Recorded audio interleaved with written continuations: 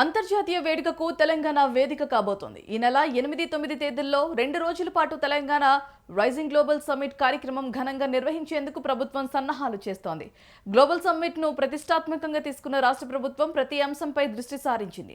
ఈ సదస్సుకు విదేశాల నుంచి పారిశ్రామికవేత్తలు, పక్క రాష్ట్రాల సీఎంలు వస్తుండటంతో పకడ్బందీగా ప్లాన్ చేసింది.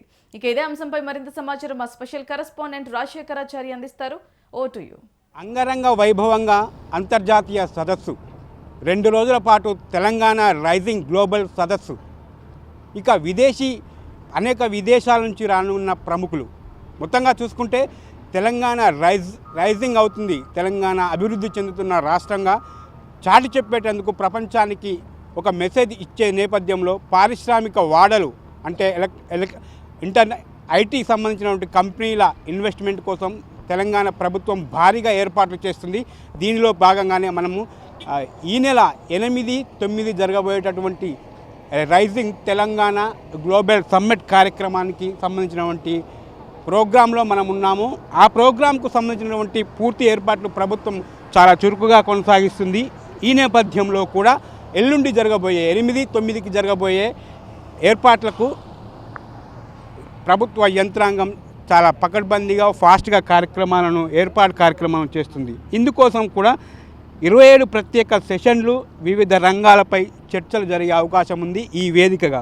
కాబట్టి దేశ విదేశాల నుంచి అనేక ప్రముఖులు రావడంతో పాటు అనేక కంపెనీలకు సంబంధించినటువంటి వ్యాపారవేత్తలు కావచ్చు, ఇన్వెస్టర్లు కావచ్చు ఈ సభకు వస్తున్న నేపథ్యంలో తెలంగాణలో పెట్టుబడులు పెడితే వాళ్లకు చాలా కలిసి వస్తుంది. వాళ్లకు అన్ని రకాలుగా తెలంగాణ ప్రభుత్వం సదుపాయాలు ఏర్పాటు చేస్తుంది. తెలంగాణను నమ్మి ఇక్కడ పెట్టుబడులు కంపెనీలు తీసుకొచ్చిన ఉద్యోగ అవకాశాలు మెరుగుపడతాయి. వాళ్ళందరికీ భరోసా ఇచ్చే నేపథ్యంలో తెలంగాణ ప్రభుత్వం ఈ తెలంగాణ రైజింగ్ గ్లోబల్ సదస్సును నిర్వహించబోతుంది. దీనిలో భాగంగా భారత్ ఫ్యూచర్ సిటీలో ఈ నెల 8-9 తేదీల్లో జరిగే తెలంగాణ రైజింగ్ గ్లోబల్ సమ్మిట్కు దాదాపుగా దేశ విదేశాల నుంచి ప్రముఖ పారిశ్రామికవేత్తలు, వివిధ రంగాల నిపుణులు, విద్యావేత్తలు, అంతర్జాతీయ సంస్థల ప్రతినిధులు కూడా ఇక్కడికి తరలిరాబోతున్నారు. కాబట్టి వారందరికీ సంబంధించినటువంటి ఏర్పాట్లు చేయాలి. కాబట్టి అందులో భాగంగానే ఈ ఏర్పాట్లు చేయడం జరుగుతుంది. రాష్ట్ర భవిష్యత్తును ఆవిష్కరించే దిశగా జరిగే ఈ గ్లోబల్ సమ్మిట్లో 2 రోజుల పాటు మొత్తం 27 ప్రత్యేక ప్యానెల్ చర్చలు జరుగుతాయి.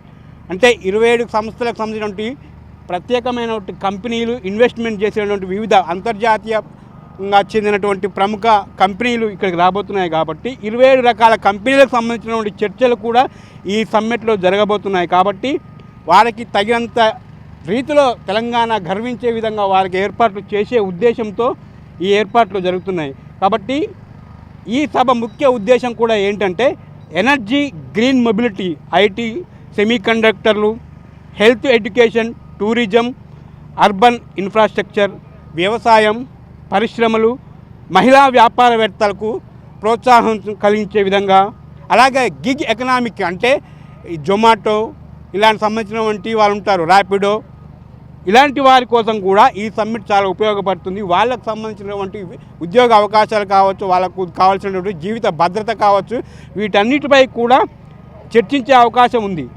ఇక సామాజిక సంక్షేమానికి అంటే కామన్ పీపుల్స్ ఎవరైతే ఉంటారో వాళ్ళకు కావాల్సినటువంటి సంక్షేమ కార్యక్రమాలు కావచ్చు, వాళ్ళకి అందించే సంక్షేమ పథకాలు కావచ్చు, వాటన్నిటిపై సంబంధించి కూడా ఈ గ్లోబల్ సమ్మిట్లో చర్చ జరగబోతుంది. ఇటువంటి విభిన్నమైన స్టార్టప్ రంగాలపై చర్చలు జరుగుతాయి. కాబట్టి 8వ తారీఖు 9వ తారీఖు అంతర్జాతీయంగా ఈ గ్లోబల్ సమ్మిట్ చాలా గ్రాండ్గా తెలంగాణ ప్రభుత్వం నిర్వహించబోతుంది. కాబట్టి World Health Organization, World Bank, Asian Development Bank, UNICEF ప్రతినిధులు, అలాగే వీరితో పాటు బీసీజీ, మిరాకిన్ ఇండియా, హిటాచి ఎనర్జీ ఇలా అనేక కంపెనీలకు చెందినటువంటి వ్యాపారవేత్తలు కావచ్చు, కంపెనీ ఇన్వెస్టర్లు కావచ్చు, ఐటీ రంగానికి సంబంధించిన వ్యక్తులు కావచ్చు, విదేశాల నుంచి దాదాపుగా 27-30 దేశాల నుంచి కూడా ప్రముఖులు వస్తున్న నేపథ్యంలో కూడా ఏర్పాట్లు చాలా చురుకుగా సాగుతున్నాయి. ఇక మరొక వైపు అటువైపు కూడా సమ్మిట్ జరిగే ఏదైతే మెయిన్ స్టేజ్ ఉందో అటువైపు కూడా మనం వెళ్ళే ప్రయత్నం చేద్దాం. అక్కడ కూడా కార్యక్రమాలు ఎలా చేస్తున్నారు ప్రస్తుతం మనం చూస్తున్నాము. చాలామంది వర్కర్లను పెట్టి కూడా ఆ పూల తోటలు అలాగే చెట్లు, అలాగే విగ్రహాలు, చిన్న చిన్న విగ్రహాలు, స్టాచ్యూస్ పెట్టి వాళ్ళు చేస్తున్నారు. ఇక మరొక వైపు పోలీస్ డాగ్ కూడా వచ్చి వాళ్ళు చెక్ చేస్తున్నారు. ఇవన్నీ చూస్తే కూడా తెలంగాణ గవర్నమెంట్ చాలా ప్రతిష్టాత్మకంగా తీసుకుంటున్నటువంటి ఈ గ్లోబల్ సమ్మిట్కి వచ్చిన వారు ఎవరిని కూడా నిరుత్సాహపరచకుండా అదే స్థాయిలో కూడా ఏర్పాట్లు చేసి తెలంగాణ ఘనతను ప్రపంచవ్యాప్తంగా చాటి చెప్పాలనే ఉద్దేశంతో ఈ భారీ ఎత్తున కార్యక్రమాలు కొనసాగించడం జరిగింది.